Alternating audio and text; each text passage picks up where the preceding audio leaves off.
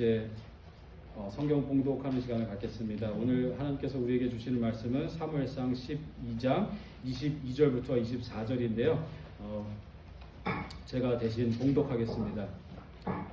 여호와께서는 너희를 자기 백성으로 삼으신 것을 기뻐하였으므로 여호와께서는 그의 크신 이름을 위해서라도 자기 백성을 버리지 아니하실 것이요 나는 너희를 위하여 기도하기를 쉬는 죄를 여호와 앞에 결단코 범하지 아니하고 선하고 의로운 길을 너희에게 가르칠 것인즉 너희는 여호와께서 너희를 위하여 행하신 그 큰 일을 생각하여 오직 그를 경외하며 너희의 마음을 다하여 진실히 섬기라. 이는 살아계신 하나님의 말씀입니다. 아멘. 오늘 읽은 본문은 사무엘의 고별 설교라고 알려져 있습니다. 고별 설교 또는 고별 연설입니다.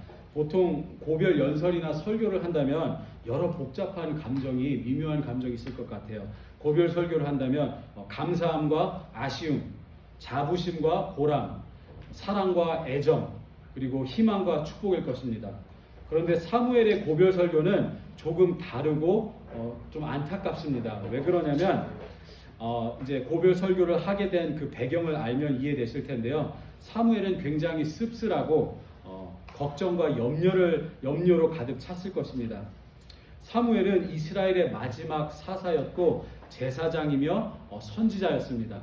사사는 우리에게 약간 생소한 그 직분인데 사사는 재판관, 정치적 지도자, 군사 지도자, 그리고 영적 지도자였습니다. 이스라엘의 왕이 없던 시절 사무엘은 그 사사로서 나라를 통치했습니다. 그는 이제 나이가 들어 자신의 아들들에게 직책을 물려주고 싶어 했지만 아들들은 뇌물을 받아서 이스라엘 백성들에게 그 신임을 받지 못했어요. 그래서 이스라엘 백성들은 그 사무엘의 아들들을 탐탁지 못했고 이제 백성들은 이제 사사는 싫고 이런 체제는 싫다. 우리에게도 왕을 세워달라 이렇게 요구했습니다. 이에 하나님께서는 백성들의 요구에 따라 사울을 이스라엘의 첫 번째 왕으로 세우셨습니다. 그래서 이제 왕이 세워졌잖아요. 그래서 이제 사무엘은 나이도 들었고 자기가 이제 설 자리가 이제 없어졌다는 것을 느끼고 이제 뒤로 물러나기 전에 고별 설교를 한 것이에요. 그의 고별 설교를 조금 자세히 읽어보겠습니다. 오늘 본문에는 나와 있지 않지만 2절과 3절을 우리 같이 한번 읽어볼까요? 이제 왕이 너희 앞에 출입하느니라. 보라, 나는 늙어 머리가 휘어졌고 내 아들들도 너희와 함께 있느니라. 내가 어려서부터 오늘까지 너희 앞에 출입하였거니와 내가 여기 있나니 여호와 앞과 그의 기름 부음을 받은 자 앞에서 내게 대하여 증언하라. 내가 누구의 소를 빼앗았느냐, 누구의 나귀를 빼앗았느냐, 누구를 속였느냐, 누구를 압제하였느냐, 내 눈을 흐리게 하는 뇌물을 누구의 손에서 받았느냐. 그리하였으면 내가 그것을 너에게 갚으리라 하니. 아멘. 사무엘은 이스라엘 백성 앞에서 이렇게 말합니다. 난 이제 나이가 들었고 머리도 하얘졌고 그동안 제가 어렸을 때부터 제사장으로서 섬기는 모습을 당신들은 다 보셨습니다. 저는 하나님 앞에서도 떳떳하고 왕의 앞에서도 떳떳합니다. 당신들은 나를 보셔서 아시다시피 저는 한 번도 부끄러운 행동을 하지 않았습니다. 이렇게 밝히는 거예요. 그런 일이 있었다면 지금 말씀해 주십시오. 이렇게 아주 당당하게 자신있게 자신의 청렴함을 밝힙니다. 정말 이런 지도자는 찾기 힘들죠. 제가 태어났을 때 한국의 대통령은 전두환 대통령이었어요. 그리고 그 이후로부터 대부분의 대통령들이 임기를 마치면 어떻게 됐죠? 다 구설수에 오르고 감옥에 갔어요. 이게 우리나라의 현실이에요. 그런데 대통령들뿐만 아니라 목회자들도 마찬가지예요. 대형 교회는 많습니다. 능력 있고 대단하신 목사님들은 많지만 그 목사님들 사이에 정말 스캔들 없이 논란 없이 잘 은퇴하신 목사님들은 드물어요. 그렇죠? 그런 의미에서 사무엘 선지자는 참으로 존경스러운 인물입니다. 왜냐하면 자기에게 맡겨진 일을 잘하는 것도 물론 대단하지만 좋지만 평생을 한결같이 꾸준히 하는 게 훨씬 어렵기 때문입니다. 그는 자신의 정직함, 성실함을 당당히 드러냈고 하나님도 인정하셨고 백성들도 인정했고 왕도 인정했습니다. 그런데 사무엘이 자신의 청령함을 밝힌 데에는 이유가 있어요. 이스라엘 백성들이 사무엘을 버리고 왕을 세워달라고 요구했기 때문이에요. 왕을 세워달라는 요구는 하나님 앞에서 굉장히 악했던 요구입니다. 그 이유는 이스라엘은 신정국가였어요. 신정국가란 하나님께서 사사들을 통해 통치하시는데 직접 다스리시는 거예요. 하나님이 왕입니다. 그런데 이스라엘은 이 체제를 거부하고 다른 나라들처럼 왕을 세워달라고 한 거예요. 사무엘은 당신들의 이런 악한 선택을, 이거는 하나님께서, 당신들이 왕을 요구한 것은 하나님께서 기뻐하지 않으시고 악한 요구였습니다. 그런데 당신들이 이런 악한 요구를 한 것이 저의 잘못은 아닙니다. 제가 제사장으로서 부족해서, 사사로서 부족하고 잘못해서 당신들이 왕을 세워달라는 게 아니고 당신들이 악해서 왕을 세워달라고 하는 것입니다. 이 사실을 확실히 하고 싶었던 거예요. 사무엘은 지금 마음이 많이 상해 있을 것입니다. 자신이 거절당했다는 느낌, 버림받았다는 감정, 배신감, 섭섭함, 그리고 백성들에 대한 괘씸한 마음까지 들었을 거예요. 왜냐하면 사무엘은 2~3살부터 성전에서 살았습니다. 자기의 삶을 다 바쳐서 성전에서 섬겼고 이스라엘 백성들을 위해 섬겼습니다. 그런데 백성들이 당신은 이제 싫고 당신을 원하지 않습니다. 다른 나라들처럼 왕을 보내주세요. 이렇게 말하고 있는 거예요. 그래서 하나님께서 사무엘 선지자를 이렇게 위로하십니다. 사무엘상 8장 7절을 같이 한번 읽어보겠습니다. 하나님께서 이렇게 위로하세요. 여호와께서 사무엘에게 이르시되 백성이 내게 한 말을 다 들으라. 이는 그들이 너를 버림이 아니요 나를 버려 자기들의 왕이 되지 못하게 함이니라. 아멘. 하나님께서는 사무엘에게 이렇게 말씀하시죠. 나를 버린 거야. 그러니까 너무 섭섭해하지 마라. 나를 버린 거야. 이거 정말 동병상련이라고 하죠. 이럴 때 하나님께서도 사무엘처럼 거절당하신 거예요. 근데 이스라엘은 왜 왕을 원했던 것일까요? 이유는 간단합니다. 다른 나라들처럼 눈에 보이는, 만질 수 있는, 바로 들을 수 있는 인간 왕을 원했다는 거예요.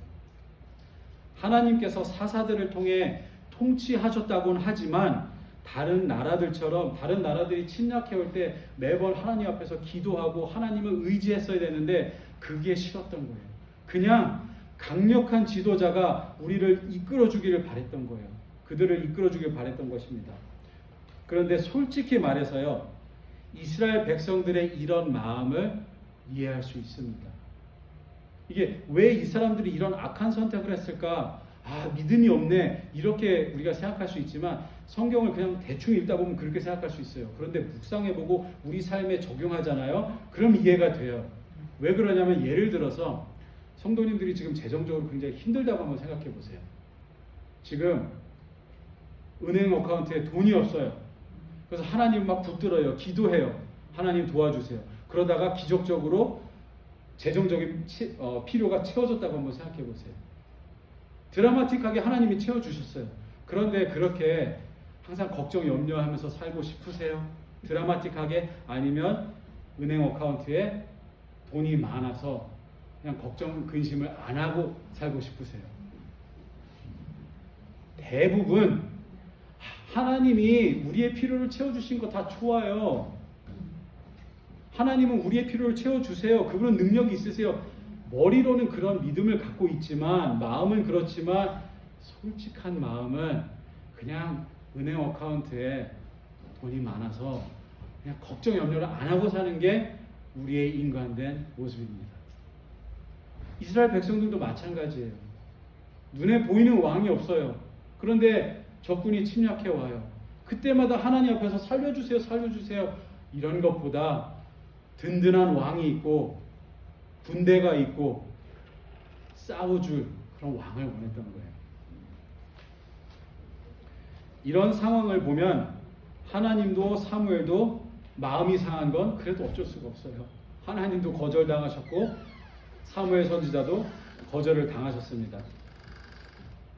그리고 사무엘은 자신이 잘못해서 이렇게 된 것이 아니다 결백을 주장한 후 이스라엘의 역사를 되짚어 줍니다. 하나님께서 우리 민족을 애굽에서 구원하시고 가나안 땅으로 인도하셨습니다. 그러나 우리 조상들은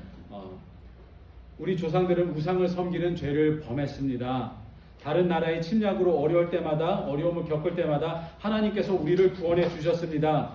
하나님께서 이토록 신실하게 우리 조상들을 구원해 주셨고 지켜 주셨음에도 불구하고 그들은 왕을 세워달라는 죄를 범했습니다. 이렇게 이스라엘의 역사를 되짚어 준 다음에 그들에게 경고를 합니다. 그리고 하나님과 그들이 맺은 언약을 상기시켜 줍니다. 당신들이 하나님께 순종하지 않고 우리의 조상들처럼 우상을 섬긴다면 당신들도 멸망할 것이고 당신들에게 세워진 왕도 멸망할 것입니다. 이렇게 경고를 해요. 그리고 언약을 갱신합니다. 우상을 섬기지 마세요. 하나님만 섬기세요. 이렇게 언약을 갱신합니다. 그리고 사무엘은 당신들이 왕을 요구한 것이 얼마나 잘못되었는지 이렇게 보여줍니다. 사무엘이 이렇게 얘기해요. 내가 기도한 후에 하나님께서 천둥을 내리시고 비를 내리실 것입니다. 그게 하나님의 사인입니다. 이렇게 말을 하니까 진짜 천둥이 울렸고 비가 내려서 이스라엘 백성들은 우리 다 죽게 되었구나. 우리를 살려주시옵소서 사무엘에게 이렇게 간청합니다. 그런데 사무엘은 그들에게 이렇게 안심시켜요. 두려워하지 마십시오. 우상을 섬기지 말고 하나님을 따르기만 한다면 하나님께서 당신들을 지켜주실 것입니다. 이렇게 안심을 시켜요. 그리고 우리가 오늘 읽은 본문을 우리 다시 한번 읽어보겠습니다. 22절에서 24절을 읽어보겠습니다.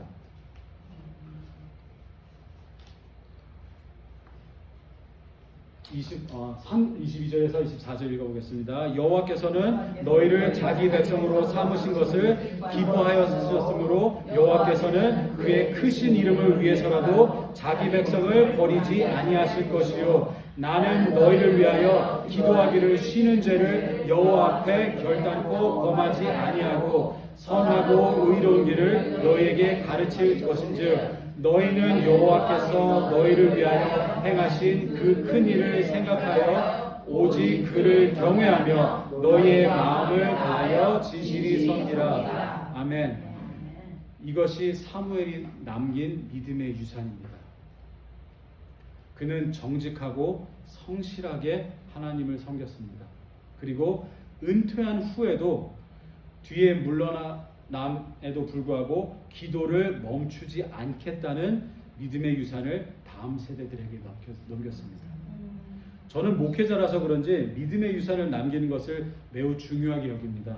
몇 년 전에 제가 처음 섬겼던 교회에 새로 담임 목사로 부임하신 목사님을 만나뵌 적이 있어요. 그리고 그분과 저는 한 번도 같이 사역한 적이 없어요. 그리고 그냥 서로 알아요. 당신이 우리 교회에서 예전에 섬겼구나.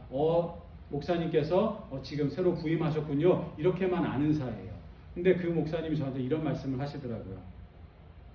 우리 교인들에게 칭찬을 받는 것은 굉장히 어렵습니다. 우리 교인들에게 인정받기는 정말 힘듭니다. 근데 우리 교회 성도님들이 목사님을 좋게 얘기하셨어요. 이렇게 저한테 얘기해 주신 거예요. 저한테는 그게 내가 열심히 했는데 성도님들이 인정해 주셨구나, 좋게 기억해 주셨구나. 근데 그게 왜 그분들이 그렇게 얘기하셨냐면 제가 처음 성도님들과 그 예배를 드렸을 때 나눴는데 제가 40일 금식 기도하다가 죽다가 살아났어요. 그러니까 그분들의 입장에서는 이 젊은, 그때 제가 30대 초반이었는데 젊은 전도사가 처음 와가지고 아무것도 못하고 설교도 못하고 정말 못하는데 정말 목숨을 바쳐서 사역을 했구나, 이렇게 생각하신 거예요. 그래서 저를 좋게 얘기해 주신 거예요. 그런데 감사했던 건 뭐냐면 지금 우리 교회가 되게 적은 인원이라고 우리가 자주 얘기하잖아요. 근데 제가 거기서 영어 예배를 담당했었는데 그때 8명이었어요. 처음 시작했을 때. 근데 40일 금식 기도를 한 다음에 한 1년이 지나서 1년이 안 돼서 매주 그 평균 주일 예배가 한 36명이 됐어요. 그래서 이분들한테는 제가 좋은 그 인상을 남겼던 거예요. 그러니까 그게 저는 죽다 살아났지만 그게 믿음의 유산이었던 거예요. 그러니까 그분들한테는 기도하면 되는구나 이거를 깨닫게 해드린 거예요. 그래서 저는 목회자로서 믿음의 유산을 남긴다는 것을 굉장히 중요하게 생각합니다.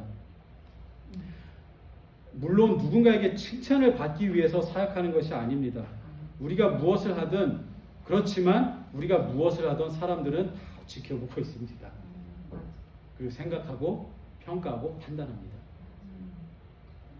그렇다면 우리가 나는 사람한테 잘 보이고 싶지 않습니다. 하나님한테만 잘 보이면 됩니다. 이렇게 얘기하는 분들도 계세요. 근데 우리가 반대로 생각해 볼 부분이 있습니다. 만약에 사람한테도 인정을 받지 못한다면 하나님한테 인정을 받을 수 있을까요?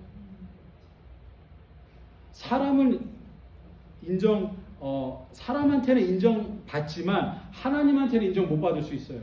우리의 의도와 동기가 옳지 못하면 사람들은 대단하다 박수 쳐줄 수 있지만 하나님은 인정 안 하실 수도 있어요. 왜냐하면 제가 그거를 겪은 적이 있어요. 하나님께서 저한테 직접 말씀하셔서 음성이 들렸어요. 네가 열심히 하는 것은 너를 위해서 하는 것이다. 제가 그날 펑펑 울면서 회개했어요. 그러니까 사람들한테 인정은 받아도 하나님한테 인정 못 받을 수 있습니다. 그런데 사람한테도 인정 못 받는데 어떻게 하나님한테 인정받을 수 있을까요? 그렇죠? 그런데 사무엘은 정직함과 성실함으로 사람에게도 하나님한테도 인정받았어요. 그가 남긴 믿음의 유산은 제사장으로서 대단한 예배를 잘 드린 것이 아니고 그가 남긴 게 뭐죠? 사람과 사이의 인간관계예요. 내가 제사장으로서 청렴함이 있었다는 것을 보여줬어요. 나는 훔친 적도 없고 실수한 적도 없고 떼먹은 적도 없습니다. 이게 무슨 얘기일까요? 우리가 교회에서 열심히 섬기잖아요. 예배만 잘 드린다고 교회에서만 봉사한다고 다가 아니에요. 왜냐하면 우리 가정에 있는 배우자와 자녀들이 친구들이 다 우리의 신앙을 봐요. 그래서 제가 지난번에도 설교 때 나눈 적이 있었는데 제가 제일 안타깝게 생각하는 분들이 자녀들과 관계가 깨진 장로님들, 권사님들이에요. 그리고 배우자와 관계가 깨진 권사님과 장로님들이에요. 교회에서는 인정받아요. 그런데 자녀들은 인정하지 않아요. 배우자는 인정하지 않아요. 그냥 교회에서 산다 그래요. 근데 믿음의 유산을 남긴다는 것은 내 삶을 남기는 것입니다. 예수님을 섬기면 이렇게 사는 것입니다. 이 자세와 태도가 일터에서, 가정에서, 교회에서 다 일치해야 합니다. 그럼 성도님들은 어떤 믿음의 유산을 남기길 원하십니까? 자녀들이 우리 어머니 아버지를 생각했을 때 어떤 크리스찬이라고 생각할까요? 우리의 말과 행동이 달라야 합니다. 사무엘의 첫 번째 믿음의 유산은 청렴함과 정직함이었죠. 제가 한 선교사님의 이야기를 들었는데 이 선교사님의 그 성함이 반다해 선교사님입니다. 저보다 나이가 좀 어린 것 같아요. 근데 이분이 20대 초반에 케냐로 선교사로 가겠다고 이제 결단한 거예요. 그리고 그 어머니에게 그 마음을 전했대요. 엄마, 나 지금 케냐에 가서 선교사로 가기로 결단했습니다. 그곳에서 영어를 가르치고 뮤지컬을 가르치는 그 일을 500일 동안 하셨다 그래요. 근데 어머니께 이 얘기를 처음 말씀드렸을 때 어머니가 너무 놀라셨대요. 왜 그러냐면 그분의 어머니가 결혼하시기 전에 케냐로 선교하러 가겠다고 하나님께 서원 기도를 했대요. 그런데 이제 케냐로 가겠다고 했고 이제 그 중보기도 팀에서 기도를 하고 있는데 그 남편 목사님을 만나서 결혼한 거예요. 중보기도 팀에서 이제 준비하고 있는데 이 남자랑 결혼한 게 하나님의 뜻이구나 하고 결혼하게 된 거예요. 그래서 그분의 마음속에는 내가 하나님께 그 서원한 것을 지키지 못했다는 그 마음의 무거운 짐이 있었던 거예요. 그런데 따님이 선교사로 가겠다고 지원하니까 하나님께서 내 서원 기도를 딸을 통해서 이루셨구나. 그런데요, 이 선교사님이 이런 말씀을 하셨습니다. 선교사님이 그분이 쓰신 책에 이런 간증이 있습니다. 부모님이 보여주신 것은 엄청난 기적들이 아니었다. 그저 하나님을 향한 한결같은 신실함이었다. 그 신실함과 순전함이 내 삶의 나침판이 되었다.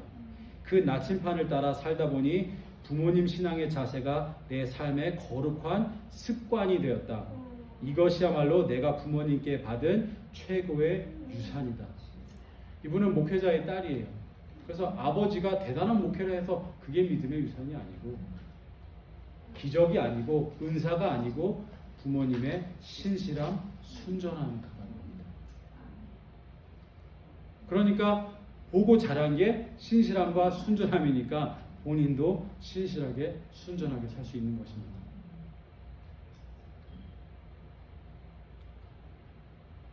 그리고 두 번째로 믿음의 유산을 남기는 방법은 기도하는 것입니다. 사무엘은 오늘 본문에 기도하지 않는 죄를 범치 않겠다고 했죠. 믿음의 유산을 남기기 위해서 열심히 기도하시기 바랍니다.